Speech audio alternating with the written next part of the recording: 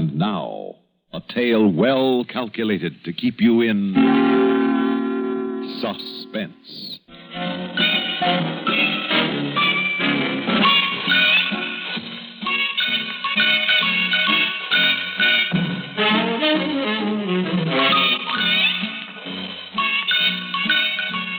You nearly ready, honey?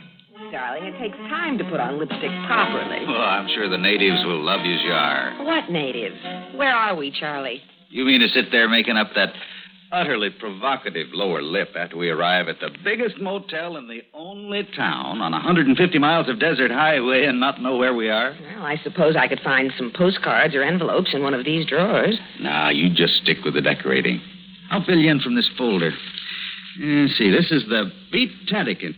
Beat-Tadican Motel is located on the outskirts of Red Mountain, Arizona. So that's where we are. That's where we are. Red Mountain, Arizona is 485 miles east of Los Angeles. What's more, the temperature is now 20 degrees. It's expected to drop to 5 below tonight with snow before morning. Well, no, it doesn't say that in the folder. No, the manager told me that when we registered.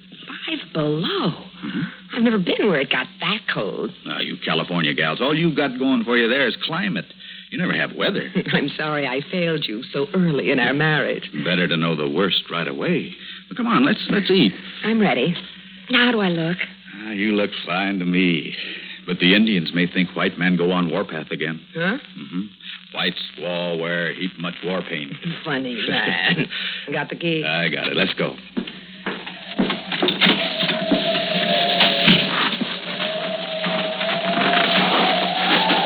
Ooh, it's cold. 20 degrees and dropping. Hey, be careful. There's ice there. Oh. Here, hang on to me. What's that? It's a train. That's what it is. Look, over there, across the road. A train? Out here in the middle of nowhere? Sure. It's main line from L.A. to Chicago. Runs alongside the highway out here for hundreds of miles. Look at them eating dinner in that dining car. Oh, I'll bet they're nice and warm. Want to change places? Well, they look so safe. I don't want to be safe. I want adventure. You picked a great place for it. Red Mountain, the hotspot of northern Arizona. Just look at it. There's one main street and 52 motels, 87 gas stations. And 6 restaurants featuring Siodmak and canned soup. Yeah, the manager shills for the Kachina Doll down toward the center of town. Watch out for that little truck, Charlie. I see him. He's far enough away, I think.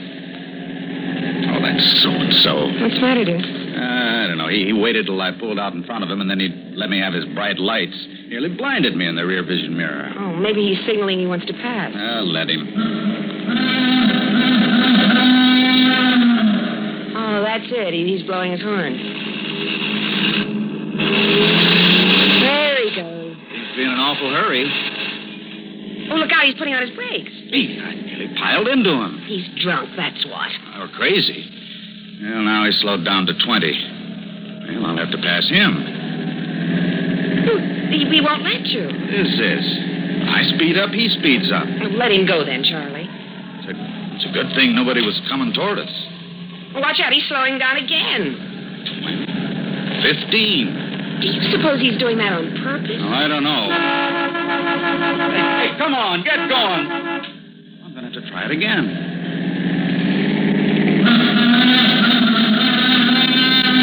He won't let me by. He is doing it on purpose. Well, there's the restaurant, the Kachina Doll. Where? Over there on the left. Well, there's one way of losing our comedian. I'll just peel off to the left and let him have the highway to himself.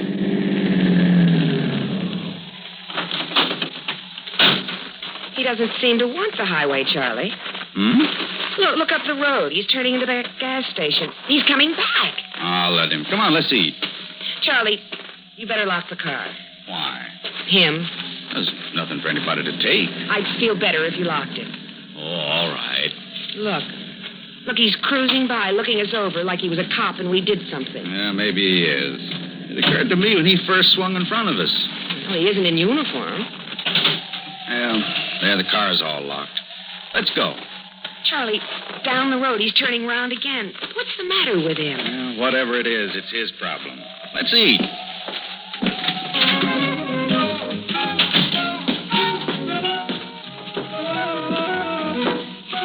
want to sit.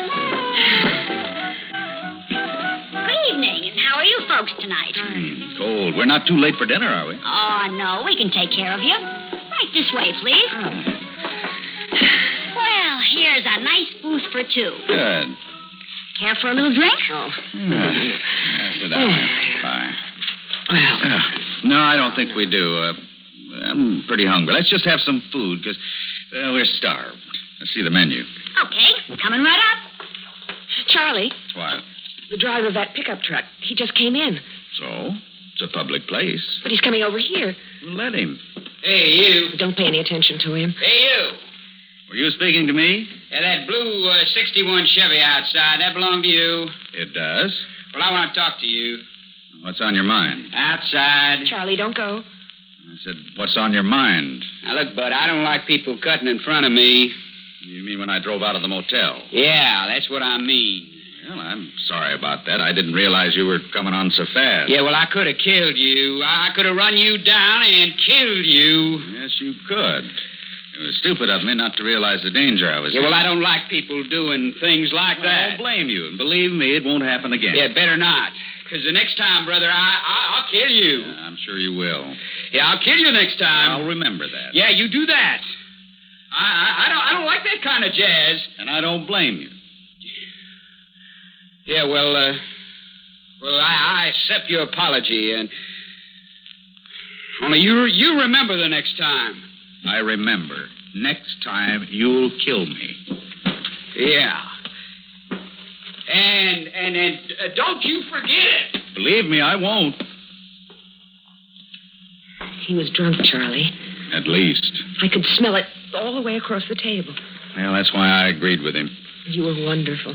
I was afraid you'd think I was chicken. Oh, no. There's no point arguing when they're that far gone. No wonder he drove the way he did. I'm proud of you. You left him with nowhere to go but out. Hey, did he give you any trouble, sir? No, not really. Oh. But he might have. He might have killed us out there on the road. Oh, Leroy don't mean no harm. You know him? Ah, sure. Everybody knows Leroy. He talks rough, but he don't mean no harm. Well, you folks decided? I'm not very hungry now. Oh, but you must eat something, hon. You order for me. Gracious, I'm afraid I've lost my appetite, too. Fried pork chops is nice tonight, with flour gravy. No, I think not. Have you any soup? Oh, yes, ma'am.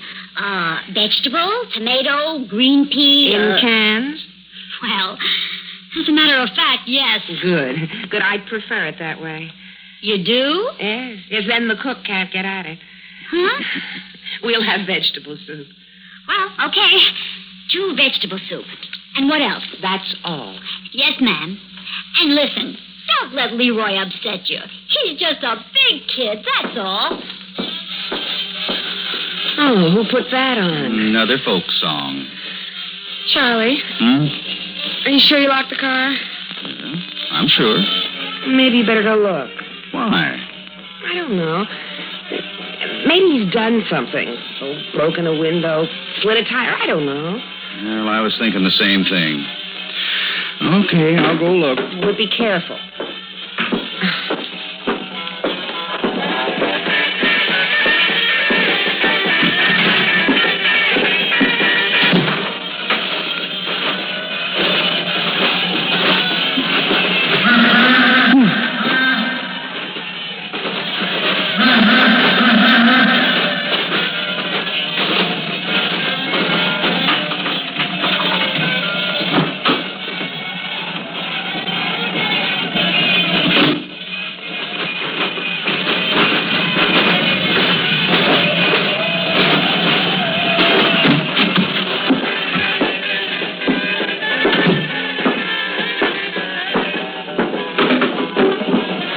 Everything okay? Yeah, everything's okay. I've been thinking, hon. I think we ought to report him to the police. Maybe. We could have been killed, you know. If anybody had been coming the other way, when he wouldn't let us past him, we'd have been killed. I know. If he tried the same thing on somebody else and they were hurt, or worse, I'd never forgive myself. Well, here we are, folks. 2 vegetable soup? There. Say, are you sure you don't want to try the fried pork chops? Quite sure, thank you. Yes. Can you call the police for me? The police? What for? I ask you now, can you call them for me? Now, look, if it's on account of Leroy, well, I wouldn't do that if I was you. Oh, you're not me, are you? No. Well, I'll call him if you say so, but, I'm kind of glad I'm not you. What kind of a crack is that? Leroy. You don't bother me.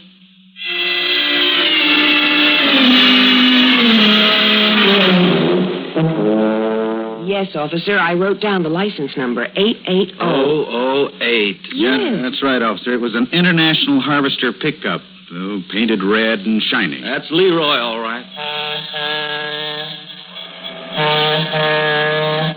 That's his horn. No, lady, that ain't Leroy. That's the Orange Empire Express. Goes through here every night at 9:42. Oh. Well, anyway, this Leroy was drunk. More than likely. He's driving in a fog. And you want me to arrest him? Well, don't you think you should before he causes an accident or hurts or kills somebody? Oh, that ain't likely. Well, how do you know? I know Leroy. Well, look, I know my rights. I hope you know your duty. I want you to swear out a warrant for the arrest of this Leroy. I want you to go out and pick him up and put him in jail till he sobers up. Oh, Leroy's the same, drunk or sober. Makes no difference. Then maybe he should go to another kind of institution. You sure you want to make a formal complaint? What's going on here? Is this Leroy the son of the mayor or the nephew of the governor or something? What kind of a conspiracy is this? Your boy Leroy could have killed me and my wife, and yes, I do want to make a formal complaint. That's what I thought I was doing. Look at it this way. You're just passing through town. Chances are you won't be back this way for months, years, maybe never. But me, I got to live here with Leroy and all the other Leroys in town. We get quite a few of them. They're just big kids. They don't really mean no harm, but they get restless. There ain't enough to do in this burg, only one movie show. The TV don't come through good. That leaves the bars. So they get their kicks on 66, scaring the pants off of tourists as they pass through. Sounds kind of silly when you put it that way, but that's about the size of it. Tell you what I'll do. I'll have a talk with Leroy next time I see him. Mm-hmm. Well, I want you to put him behind bars now. Tonight, before he kills someone. Gee, mister, I sure would like to oblige you, but I wouldn't know where to begin looking for him at this hour of night. With the weather kicking up a blizzard, why, I just wouldn't know where to begin. That's a fact.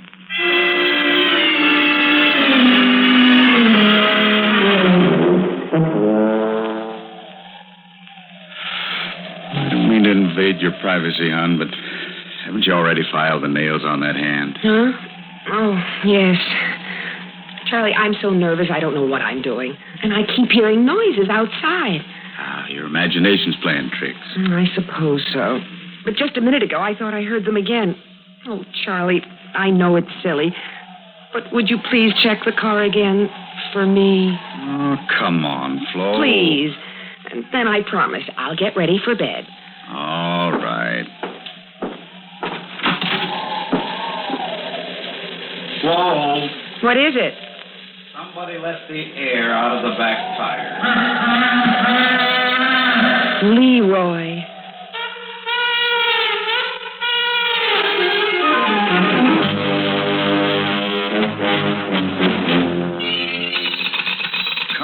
Come on, answer the phone. Hurry, Charlie, hurry.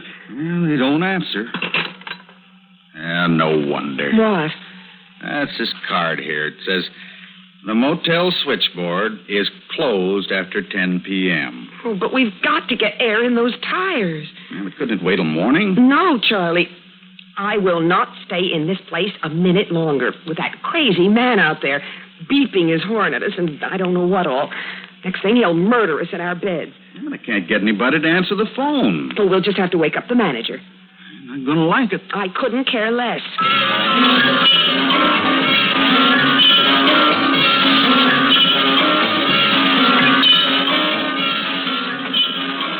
There's nothing I can do for you, Mac. I'm all alone here. But can't you come out and... Call up in the morning. Somebody will take care of you then. Same thing? Same thing. I could have told you. Nobody's coming out in this weather to fix a tire. How do you get the police? Well, they ain't coming out either. Number, please. Operator, Will you give me the police? Look, you folks are keeping me up. I'm sorry. This'll only take a minute. Red Mountain Police? Listen, did you pick up Leroy? Oh, you. Yeah, it's me. You got Leroy in jail? No, I ain't run into him. I didn't think so. Well, he's just let the air out of my tires. Sure it was him. See him do it? Of course I didn't see him do it. But my rear tires are flat, and what's more, I can't get anybody to come out here and pump them up for me. Sorry, that ain't a police matter. But you can get somebody in the morning, no doubt. Well, I don't want to wait till morning. I don't want to spend another minute in your crummy town. I want to get out of here right now. Then you're going to have to pump up your tires your own self. It's a good idea. I just might do that. That's about all I could suggest. And don't you fret. I'll speak to Leroy as soon as I see him. Thanks. Thanks a lot. Come on, Flo. Let's get out of here. Just a minute. You owe me for those phone calls. Yeah, here. Keep the change. Buy a trip to the moon.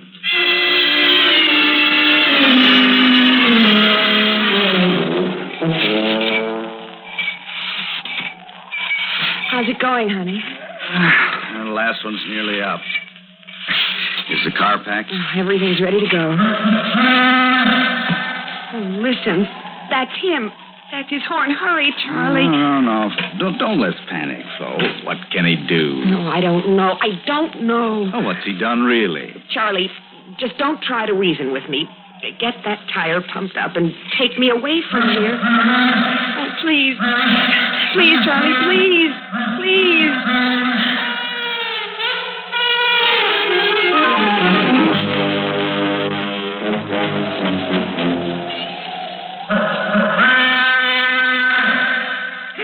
Well, what's the idea of parking out in front of the police station blowing that horn?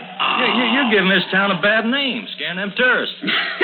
They wanted me to arrest you. Oh, you wouldn't do that to no friend. I didn't want to, but then you had to go and let the air out of their tires. You know, I do the darndest thing sometimes. No, you're going home. I'll lock you up for being ornery. You better do that, Pete, because I never make it. You know, I can't see to drive home. All right, climb out then. I'll give you a cell to sleep it off in. Yeah. I said knock off that horn. Oh, but it sounds so pretty. Pete, you know, you're a real pal. Just a real pal. Putting up a pal for the night in the jailhouse.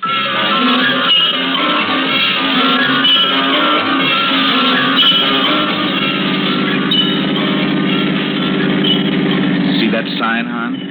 City limits Red Mountain. Come back soon. Sure we will. Oh, Charlie, I never was so glad to get out of any place in my whole life. Well, I didn't exactly enjoy it too much myself.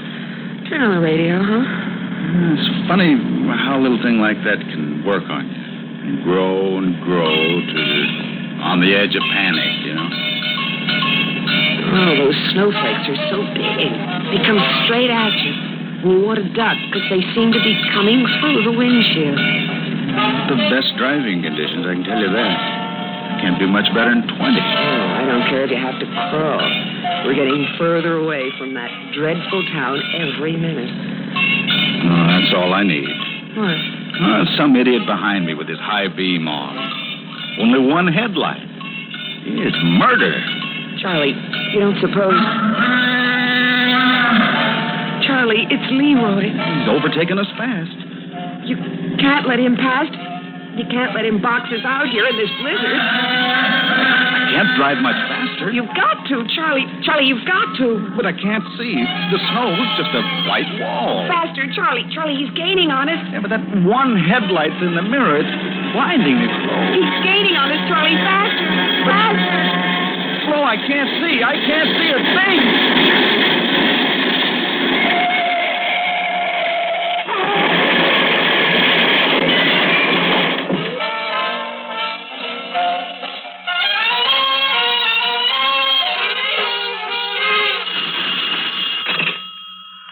Johnny, drinking motel. This is Pete over at the police station. Yeah, you woke me up. I'm sorry, Sam. That tourist that was beefing about Leroy, he still there? No, I wouldn't know. I was trying to get some sleep. Yeah, well, if you see him, tell him I picked up Leroy. Tell him Leroy's sleeping it off in the jail.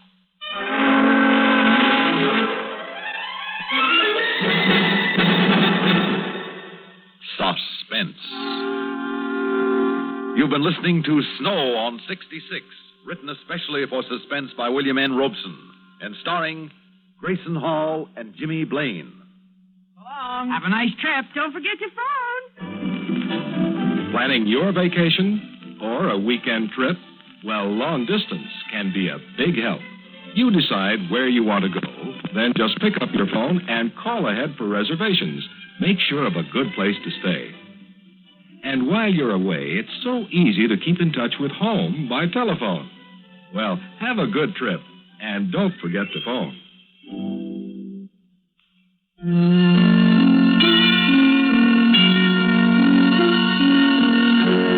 Suspense is produced and directed by Fred Hendrickson. Music supervision by Ethel Huber.